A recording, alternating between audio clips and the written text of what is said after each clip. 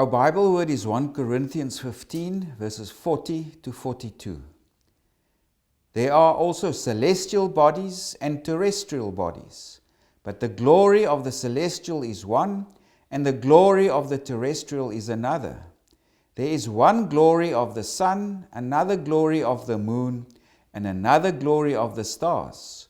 For one star differs from another star in glory. So also is the resurrection of the dead. The body is sown in corruption. It is raised in incorruption. So this is the Apostle Paul. He's writing to the Corinthians. And there was a group of believers in Corinth who, it would appear, didn't see the body as playing any role in salvation. And Paul also accuses them that they lead immoral lifestyles. And they probably thought, well, deeds in the body are not important, and they've already achieved a form of salvation. Paul says early on, you already rule, or you think you rule. We wish it was true so that we can rule with you. And their sinful nature in the body, they thought it was of no consequence. The resurrection body, there is no resurrection. Why? Why is the body necessary? Because it was a wide-held belief that salvation was actually escape from the body. But now Paul must address them because they denied the resurrection. They said there is no resurrection. So that's what chapter 15 looks at. Paul addresses the issue of the resurrection. And chapter 15 is split into two main parts. There's verses 1 to 34, which focuses on the fact of the resurrection, and that is based on what Paul writes in verse 12. Now if Christ is preached that he has been raised from the dead, how do some among you say that there is no resurrection of the dead? So that's what verses 1 to 34 addresses, the fact that the resurrection has taken place. And then verses 35 to 58 addresses the how of the resurrection. And that's in response to what is asked in verse 35. Because some in Corinth have asked, but someone will say, how are the dead raised up? And with what body do they come? So that's the two main portions, the fact of the resurrection and the how of the resurrection. And of course, Paul explains there in the fact of the resurrection. He writes there in verse 20, for example, but now Christ is risen from the dead and has become the first fruits of those who have fallen asleep. He explains to them, Christ is risen. At the beginning of the chapter, he gives those long list of witnesses, and the tradition is received. And Jesus was seen by all these people, lastly by Paul himself. And also, this is a reason why Paul's an apostle. If Christ has not been raised from the dead, he would not be an apostle. He won't be proclaiming the gospel. And also he said, we'll be liars, because we say Christ has been risen if he hasn't been risen. So here Paul says the resurrection is a fact. It has happened. Christ is the first fruits of the resurrection. And those who are united with him, those in Christ, they will be raised themselves. So that's the fact of the resurrection. Now Paul comes to the second portion of verse 15. And there he addresses this question of some who ask, how are the dead raised up? And with what body do they come? So now Paul explains the nature of the resurrection body. And Paul here mainly contrasts the natural body versus the spiritual body. And he says the natural body is like a mere grain. That's the translation in the New King James Version. But the Greek actually refers to a naked seed or a naked kernel. The body is like a naked kernel. It is sown and it must die. He uses the analogy from agriculture. Of course, it's well known.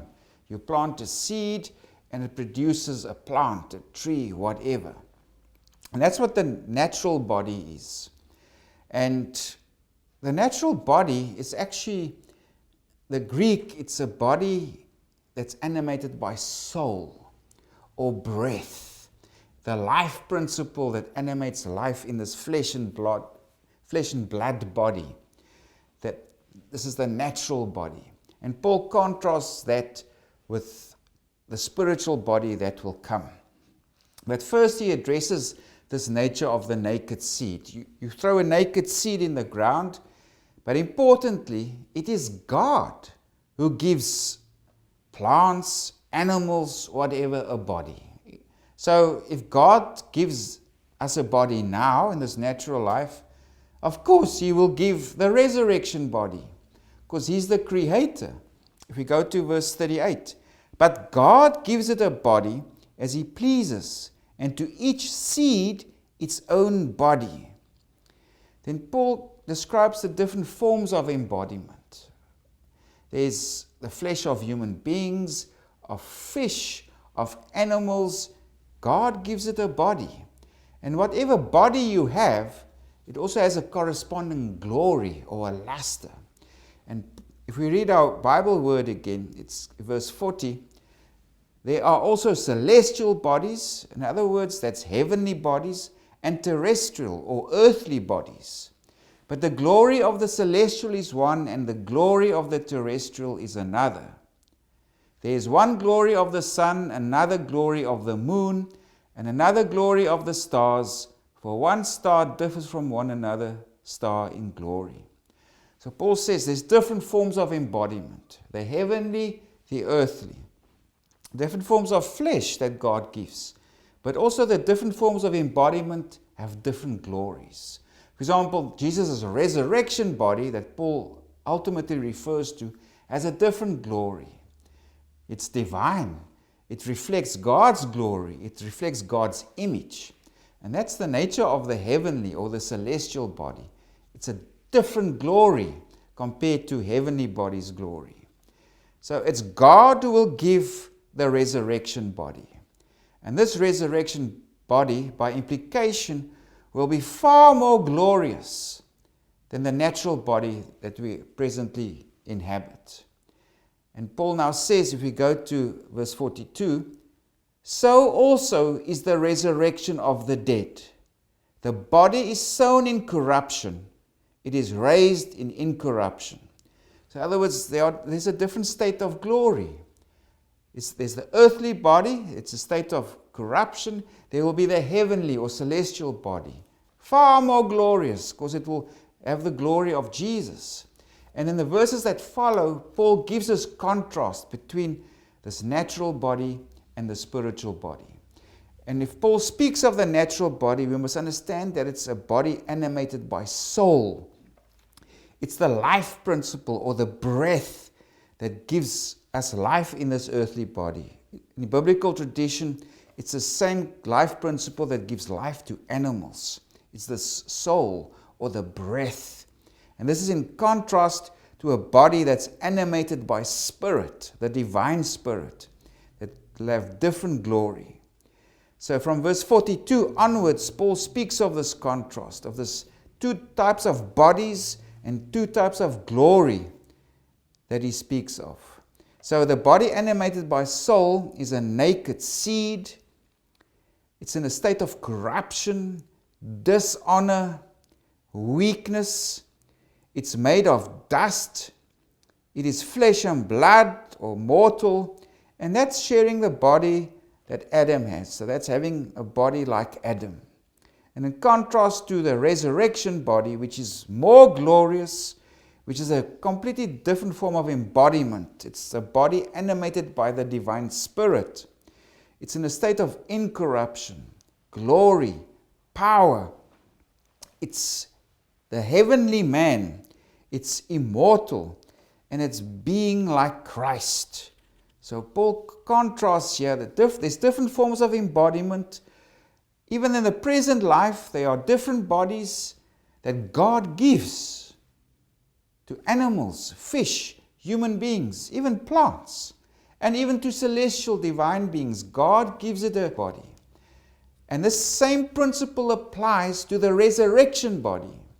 God will give us a resurrection body, and it will have a glory, a celestial glory. And Paul also goes on that this applies to both the dead and the living. If we go to verse 51, behold, I tell you a mystery, we shall not all sleep, but we shall all be changed in a moment, in the twinkling of an eye, at the last trumpet. For the trumpet will sound, and the dead will be raised incorruptible, and we shall be changed. In other words, God will give the dead a resurrection body. The same to the living. God will change the body of the living. So the dead and the living will have exactly the same type of body. Exactly the same form of embodiment. One that's animated by the divine spirit, God's spirit. And it will have the same glory.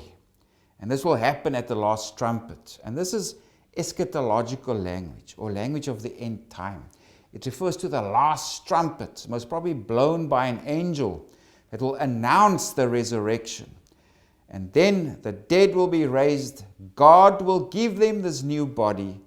In a similar way, the living will be changed. They will also receive this resurrection body, this body animated by the Spirit. And so death will be defeated. That's the last enemy for Paul that will be defeated, is death. So there's different forms of embodiment.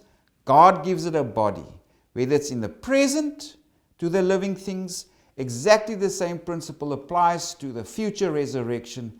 God will give the resurrected saints and also the living saints a transformed body, a glorious body, a body like Jesus.